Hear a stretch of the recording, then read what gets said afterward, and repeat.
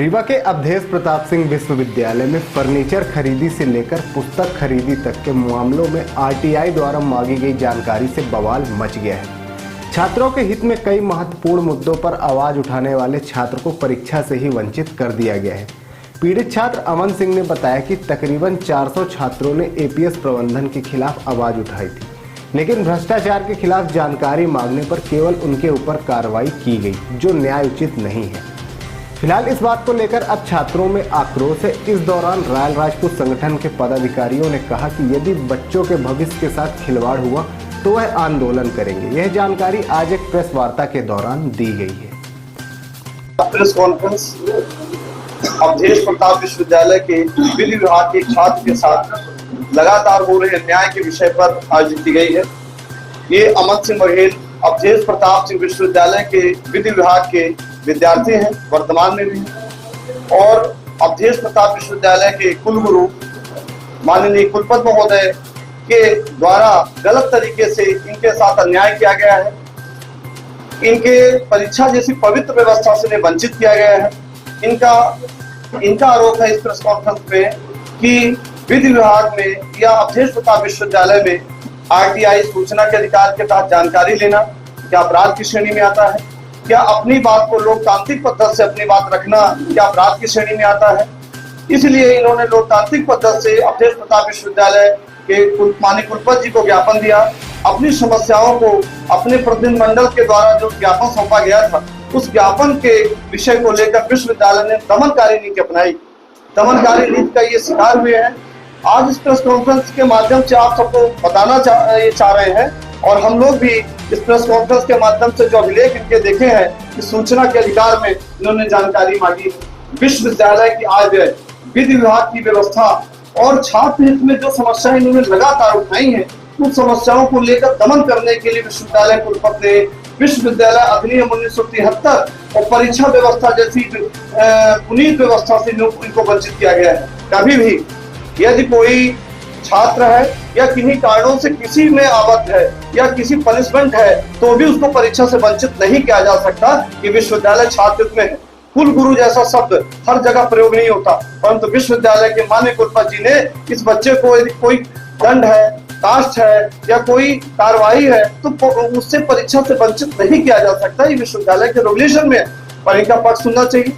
यदि किसी प्रकार के आरोप थे तो विश्वविद्यालय संस्था के प्रमुख को इनके पक्षों को सुनना चाहिए और इनको परीक्षा से वंचित नहीं किया जाना चाहिए। पर अमन सिंह बघेल को परीक्षा जैसी पवित्र कार्य से वंचित किया गया है, और इन पर जो सेक्शन लगाए गए हैं वो सेक्शन की आरोपी है ही नहीं। विश्वविद्यालय में माननीय कुलपति जी के एक प्रतिनिधिमंडल मिलने जाता है, उनसे बात करता है, तो वहां उपस्थित नहीं होते। यदि उपस्थित नहीं होते हैं तो इन्होंने कौन सा अपराध किया है? इन्होंने एक पोस्टर लगाया उनकी सीट पर कि वीडियो के माध्यम से, और वीडियो बनवाई कि आज कुलपति जी मौके पर उपस्थित नहीं है। ये कैसा? इन्होंने कौन से साक्षी कार्य में बाधा पहुंचाई? इन्होंने कोई तोड़ फोड़ नहीं की। इनका आरोप है कि बलवा किया गया। कोई बलवा कैसा हो? बलवा की डिफिनीशन आप सब जानते हैं कि एक विद्यार्थी और विश्वविद्यालय की तमाम समस्याओं को लेकर कोई मामला उठाता है, वो बलवा की श्रेणी में आता है। तो अमन सिंह के द्वारा जो चीजें की गई है वो छात्र में की गई, विश्वविद्यालय के हितों को लेकर की गई और अपनी समस्याओं को लेकर की गई। तो अमन सिंह बघेल विस्तार से और कुछ जानकारी अपने संबंध में देंगे, पर आज प्रेस कॉन्फ्रेंस के माध्यम से आप सबको जानकारी देना चाहते हैं कि विश्वविद्यालय के माननीय कुलपति वर्तमान शब्द कुलगुरु के संबोधित होता है। आप विश्वविद्यालय के संरक्षक हैं। इस प्रकार के एक छात्र के साथ दुर्भावना से प्रेरित होकर और इन पर प्रताड़ित करना, इन पर दबाव बनाना, जानकारी ये सूचना के अधिकार में न लें, समाज के और अपने प्रतिनिधिमंडल छात्रों की समस्याओं का निदान की बात न करें, तो क्या अपराध की श्रेणी में आती है? लोकतंत्र की काला दिन के रूप में गिना जाना चाहिए जिस दिन इनके खिलाफ इस प्रकार के एलिगेशन लगाए गए हैं। बताइए, एपीएस प्रबंधन में आपके खिलाफ बड़ा एक्शन लिया है, क्या मामला? तो आपके साथ ऐसा क्यों? देखिए, एपीएस प्रबंधन ने मेरे खिलाफ जो कड़ा एक्शन लिया है और कहीं ना कहीं मुझे सस्पेंड जैसी कार्रवाई मेरे ऊपर की गई है। एक्चुअल में मेरे द्वारा एपीएस प्रबंधन में, एपीएस विश्वविद्यालय में जिस प्रकार से लगातार भ्रष्टाचार चल रहा है, वहाँ खिड़की चोरी का भ्रष्टाचार हो, वृक्षारोपण के नाम पर भ्रष्टाचार हो, पुस्तक खरीदी के नाम पर भ्रष्टाचार हो, कंप्यूटर शुल्क के नाम पर और कंप्यूटर खरीदी के नाम पर भ्रष्टाचार हो, आईडी के नाम पर, आईडी कार्ड के नाम पर भ्रष्टाचार हो, कॉशन फीस के नाम पर भ्रष्टाचार हो, कल्चरल फीस और स्पोर्ट्स की फीस के नाम पर भ्रष्टाचार हो, इस प्रकार के भ्रष्टाचार के खिलाफ मैंने एक आरटीआई दाखिल की थी। उस आरटीआई से कहीं ना कहीं एपीएस के ऐसे भ्रष्ट प्रशासनिक अधिकारी बौखला गए, उसके कारण मुझे सस्पेंड जैसी कार्रवाई मेरे ऊपर किया हुआ। जो खिड़की जो आप संख्या बता रहे हैं वो काफी गई है, तो उसकी आपने क्या जानकारी मांग ली थी उनसे कि वो इस तरह से बढ़ गए?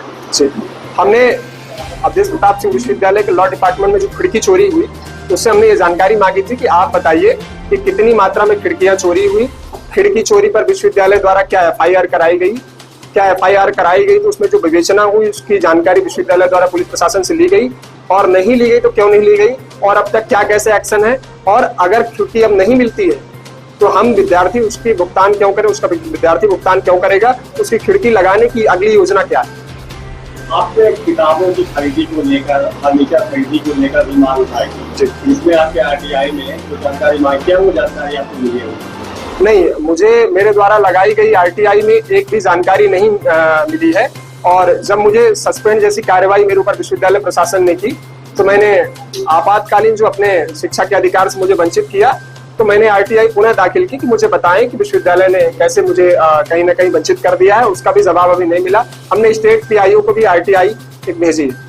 आप लोगों ने एक आंदोलन किया, छात्रों ने एक विरोध किया था जिसमें कई छात्र कुलपति से मिलने गए, क्या मामला था ये और क्या वहाँ ऐसा आपने कर दिया था जो आप इस खिलाफ विरोध करते हैं? जी, एक्चुअल में 21 मई को हमारे द्वारा एक ज्ञापन आंदोलन कार्यक्रम विश्वविद्यालय में आयोजित किया गया था। कहीं ना कहीं अवधेश प्रताप सिंह विश्वविद्यालय से 9 जिले एफिलिएटेड है ना, 9 जिले के कॉलेजेस एफिलिएटेड है, वहाँ के छात्र आए हुए थे। एक्चुअल में मुद्दा ये था कि विश्वविद्यालय प्रशासन ने सप्लीमेंट्री का रिजल्ट, एटीकेटी का रिजल्ट जारी नहीं किया था और अगले वर्ष की परीक्षा पहले ही प्रारंभ कर दी थी, जिससे बच्चे परीक्षा में बैठने से वंचित हो गए थे। इस कारण हमारे द्वारा सिर्फ एक मांग रखी जानी थी विश्वविद्यालय से कि उनके बच्चों को परीक्षा में बैठने की समुचित व्यवस्था कराई जाए, क्योंकि रिजल्ट समय पर न जारी कर पाना विश्वविद्यालय प्रशासन की गलती थी। इस दौरान आप लोगों ने क्या किया था? कुलपति के अंदर ये बताया जा रहा है कि हम दस्तावेज को छात्र हटाने की या फिर कुछ वहाँ भद्रता की थी, क्या ऐसा क्या हो गया था जिससे नाराज था?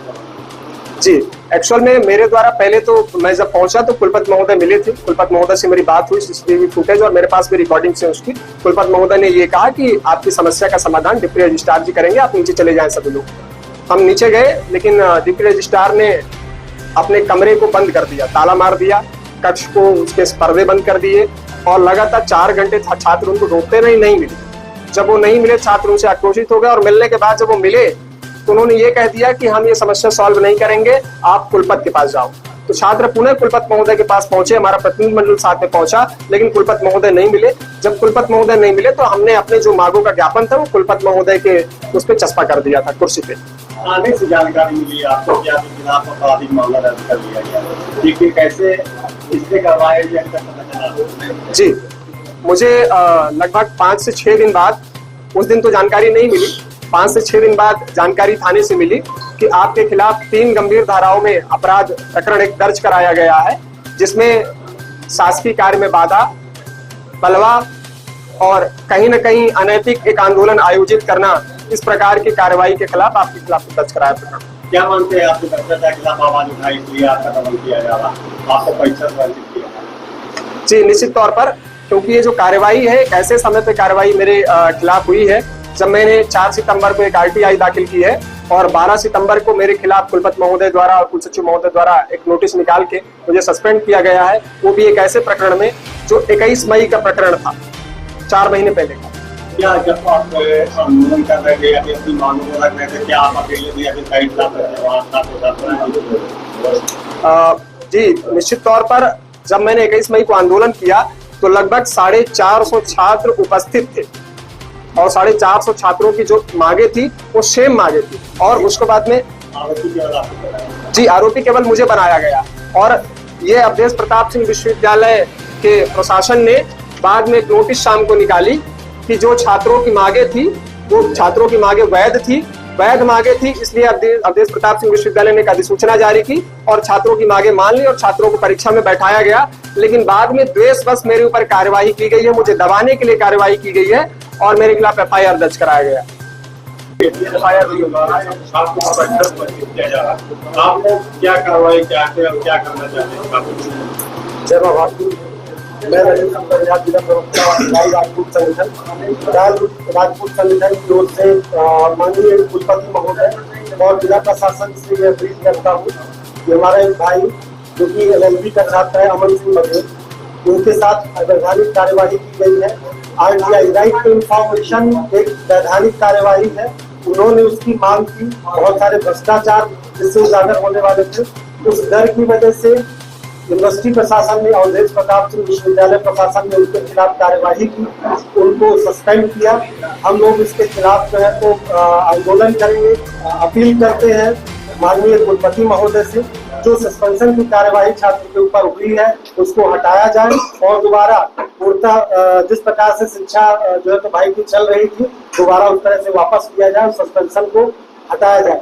अन्यथा राजपूत संगठन आंदोलन करेगा जब तक इन दोषियों के खिलाफ कार्यवाही नहीं होगी। अगर सामान्य रूप से भाई के साथ अगर न्याय हो जाता है तो ठीक है, अन्यथा राजपूत संगठन इसके खिलाफ जो है तो कार्यवाही करेगा। हाँ, एक और बिंदु, अगर कोई व्यक्ति विशेष कार्य करता है तो एक व्यक्ति के खिलाफ FIR होता है, लेकिन जहाँ एक छात्र संगठन और 400 लोगों का कुनबा एक साथ, 450 लोगों का कुनबा एक साथ किसी चीज का विरोध कर रहा है, तो केवल एक व्यक्ति को चिन्हित करके और उसके खिलाफ FIR करना और उसको रेस्ट्रिकेट करना ये न्याय के विरुद्ध है। तो हम ये अपील करते हैं कि इसको बहाल किया जाए।